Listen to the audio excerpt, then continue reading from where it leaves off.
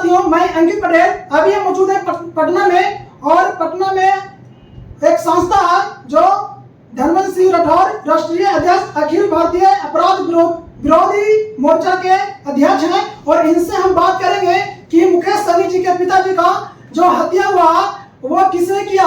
और बिहार में आप लोग देख रहे होंगे लगातार कि ये हत्या बढ़ते जा रहा है, और नीतीश कुमार जी बोलते हैं कि हम बिहार को, हम अपराधी को हम दूर करेंगे और जंगल राज दूर करेंगे, लेकिन आप लगातार देख रहे होंगे कि बिहार में जंगल राज वो बोलते थे पहले कि लालू की सरकार में रहता था, लेकिन आज देख रहे होंगे कि नीतीश जी के सरकार में ही इतना हत्या हो रहा है कि इस पर मतलब हम सवाल नहीं ज्यादा कर सकते, लेकिन हम सर यहाँ पे हैं, इनसे हम पूछेंगे कि सर, सबसे पहले सर मेरा चरण आपका स्वागत है। बहुत बहुत धन्यवाद सर। अभी 2 दिन पहले मुकेश सहनी जी के पिताजी का हत्या हुआ, तो इसका कारण क्या है सर, और इसका अपराधी कौन है? और कुछ पकड़ाए भी हैं, लेकिन उसका जो पकड़ाए हैं उनको मतलब सोशल मीडिया पर बताया नहीं गया कि वे ये अपराधी है, लेकिन ये बताया गया कि मतलब जो अपराधी है वो पकड़ा गए। तो इस पर क्या बोलना चाहते हैं सर? हत्या में पुलिस का अनुसार तो अपराधी मिल चुका है, उसका नाम भी और चेहरा भी लगभग सभी चैनलों पर आ गया है जी। इसलिए ऐसा नहीं कि नाम नहीं आया है या पता नहीं चला है। लेकिन आपने जो कहा हत्या का दौर जी, आपने भी मुद्दा इसलिए उठाया है, मुकेश सहनी पूर्व मंत्री था जी, मंत्री वीआईपी का वह सुप्रीमो है, राष्ट्रीय अध्यक्ष है उसका, इसलिए ये चर्चा का विषय है। लेकिन सच्चाई है कि बिहार के हर जिले में हर दिन हत्या हो रहा है, हर सप्ताह दुष्कर्म हो रहा है। ये घटना कोई इकलौता नहीं है।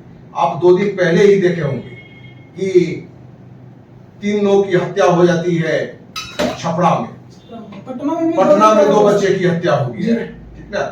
तो ये हत्या का दौर निरंतर चल रहा है। 5 दिन पहले का देखेंगे तो पटना में एक शादी में गुंडे ने दुल्हा का भाई और बहनोई की हत्या कर दिया। तो ये हत्या का निरंतर चल रहा है। हम कहें कि हर दिन हत्या और दुष्कर्म हो रहा है तो गलत नहीं होगा। सर बिहार में मतलब तो आम जनता को तो खैर मतलब नहीं है, सुरक्षित नहीं है, लेकिन बिहार के नेता भी सुरक्षित नहीं है, इस पर क्या बोलना चाहते हैं? देखिए, भ्रष्टाचार होगा या अपराध होगा तो सब पर असर करता है, और इसके लिए दोषी कौन है? तो राजनेता, प्रशासनिक अधिकारी, क्योंकि बिहार में भ्रष्टाचार अपार है। आपको बड़ा स्पष्ट रूप से बता दें कि बिहार में बढ़ते अपराध के 2 बड़े कारण हैं, जिसमें सबसे बड़ा कारण है बिहार में पूर्ण शराबबंदी कानून का होना। क्योंकि शराबबंदी कानून होने के कारण पुलिस की सिपाही से लेकर डीजीपी तक एक बड़ा ध्यान शराब पर रहता है, और वो भी क्यों? बंद करने के लिए नहीं, इसलिए कि वहां से कमाई बड़ा होता है। सिपाही से लेकर डीजीपी तक वो पैसा बढ़ता है, सिपाही, दरोगा, एसपी, डीएसपी, डीआईजी, आईजी सबको फंड जाता है, और शराब माफिया मालो माल हो रहा है। सभी राजनीतिक दल के राजनेता शराब के कारोबार में हैं। तो ये शराबबंदी में पुलिस प्रशासन का बड़ा ध्यान जाना, वहां से उगाही बड़ा करना। तो जो ध्यान पुलिस का होना चाहिए अपराध रोकने पर, जुर्म रोकने पर, हत्या रोकने पर, दुष्कर्म रोकने पर, वो ध्यान कहां चला गया? शराब पर। तो शराबबंदी कानून अपराध बनने का एक सबसे बड़ा कारण है। और बिहार में शराब की कहानी क्या है? तो महाराष्ट्र में जहां शराबबंदी नहीं है वहां से ज्यादा शराब बिहार में बिकता है। और ये हम नहीं कह रहे हैं, केंद्रीय स्वास्थ्य परिवार कल्याण मंत्रालय की रिपोर्ट बताती है कि महाराष्ट्र में शराबबंदी नहीं है, वहां जितने लोग शराब पीते हैं उससे ज्यादा शराब बिहार में लोग पी रहे हैं। और बिहार में जितने लोग शराब पी रहे हैं उससे प्रत्येक वर्ष 25,000 करोड़ का राजस्व का नुकसान होता है। ये नुकसान किसका है? तो बिहार के गरीब जनता का। ये पैसा कहां जाता है? तो पुलिस प्रशासन, शराब माफिया से नेता से लेके मुख्यमंत्री तक जाता है, सब जगह जाता है। तो अपराध का बड़ा कारण हो गया। दूसरा कारण सरकार की अस्थिरता।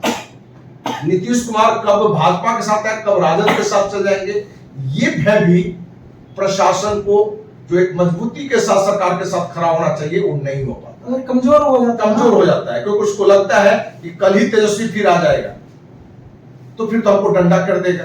तो आप देखते होंगे बहुत जगह हमने देखा है कि तेजस्वी यादव डीएमएसपी को फोन करता है तो डीएमएसपी जी जी जी जी जी जी हुजूर हुजूर हुजूर करने लगता है। ये दर्शाता है कि प्रशासन भी कमजोर है। नीतीश के हाथ में जो 2005 में प्रशासन था वो आज नहीं है। ये सच्चाई है कि जंगल राज लालू के राज में था और नीतीश आया तो मंगल राज था 2005 में, लेकिन आज ईमानदारी से कहें तो जंगल राज नहीं है, महाजंगल राज है।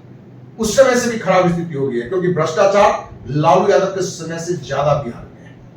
और आपने जो बताया कि हत्यारा पकड़ा गया, हम तो कहें कि ये भी हत्यारा हो सकता है, निर्दोषी हो, ये भी हत्यारा। एक दिन में मतलब जांच करके श्रेय वाला जो हत्याकांड हुआ सर, वो अभी तक फैसला नहीं हुआ। क्योंकि यहाँ दो चीज ध्यान देना है। जी।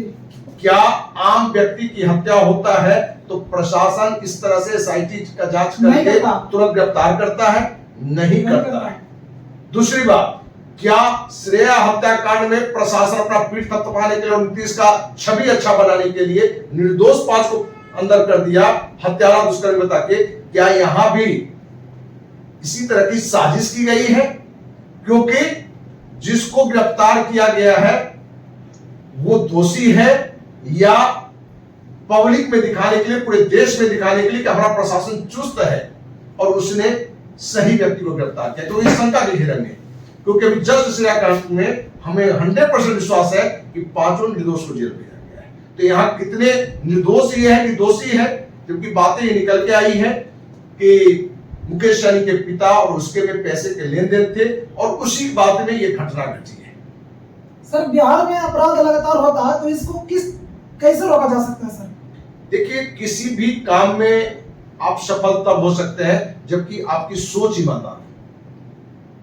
शराबबंदी जो राज्य के लिए नुकसानदेह है, तो उसको आप रखे हुए हैं। शराबबंदी में क्या करना चाहिए था कि शराबबंदी को खत्म करके सीमित दुकान कर देना चाहिए था, और जिस तरह से कोटा सिस्टम होता है उस तरह से लोगों को शराब देना चाहिए था। उससे क्या होता, उसमें होता क्या कि सही शराब भी लोग, क्योंकि आज जहरीली शराब ज्यादा लोग पी रहे हैं, तो सही शराब लोग को मिलता।